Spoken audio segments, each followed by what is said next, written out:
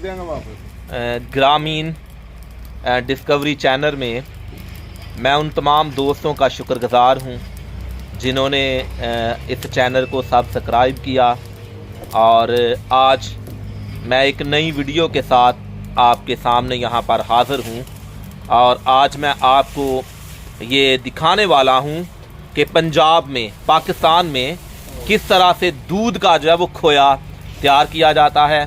इससे पहले कि हम आपको वो वीडियो दिखाएं, आप इस चैनल को लाइक करें, सब्सक्राइब करें, ताकि हमारी हर वीडियो जो है वो बर वक्त आप तक जो है वो पहुंच सके। दोस्तों, ये दूध के बर्तन जहां से डिफरेंट मकाम से दूध जो है वो लाया जाता है ताकि इस दूध को इस्तेमाल किया जाए और इससे खोया जो है वो तैयार किया। वो दूध है जो इस पॉइंट पर लाया गया है और आप ये दूध के बर्तन देख सकते हैं।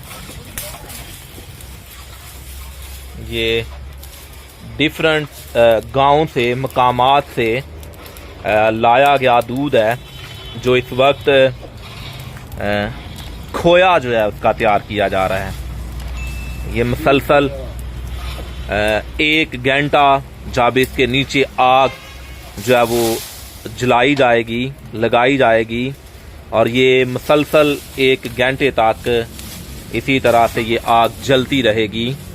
और 1 घंटा जब आग जलती रहेगी तो उसके बाद ये दूध जो है वो खोया जो है उसकी शक्ल जो है वो इख्तियार करेगा और ये एक लजीज